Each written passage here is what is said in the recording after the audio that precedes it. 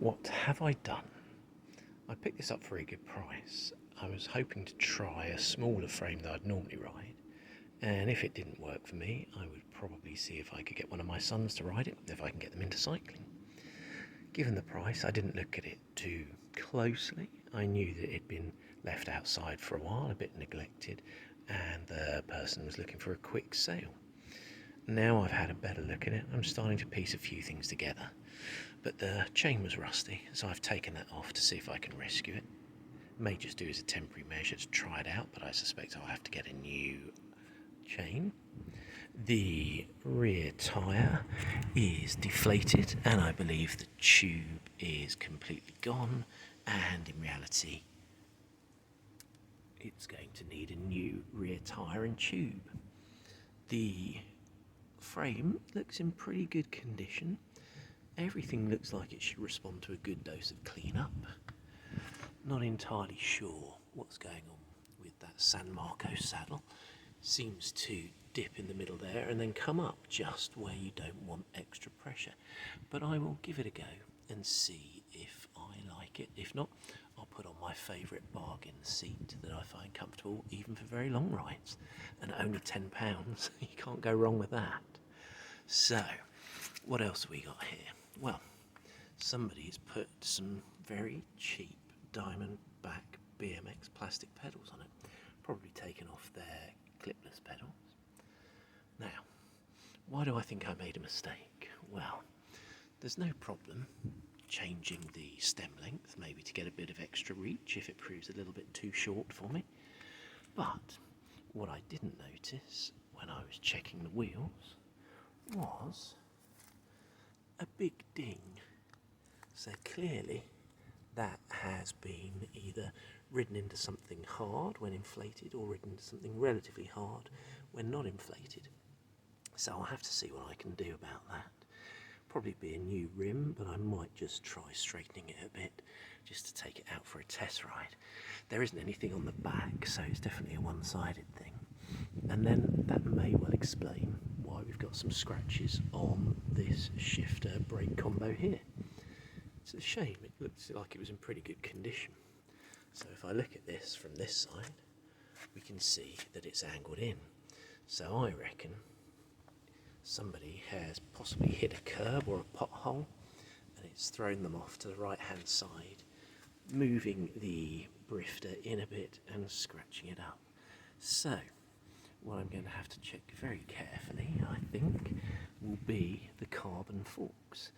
Rather than just getting it going quickly and seeing how it is, I think I'm going to drop those forks out and inspect the whole fork, the steerer, which I believe is alloy, I don't think it's a carbon steerer, and then I will check over the frame. From what I've seen at the moment, it looks pretty solid, but it's got a good layer of dirt on it, and I think I'll need to take that off and see if everything's okay. If it isn't, and the frame's got some problems, it could just be a donor bike. If it is okay, I'm going to be interested to see if I can ride a smaller frame than usual. At the height of 6 foot, it doesn't look too small to me if you consider modern geometry. I might want to raise up the reach and extend it a little bit just in deferment to my age and slight beer belly, but it should be a good project to see what I can do. So, can I turn this cheap bike into a winter bike, a racing bike, a bike for my son, or is it just going to be a supply of parts? Let's see over the next few days and weeks. As can be seen by the tax skewer, this has seen some action as a trainer bike on a turbo trainer. I'll have to put a nicer quick release axle on there, but that'll be something for later. It'll do the job for now. Just want to put a new tyre and tube on the rear and see if I can get it going. The saddle needs a good clean and the rail's de-rusting. Don't think it will last for very long, but it will do just to test the bike.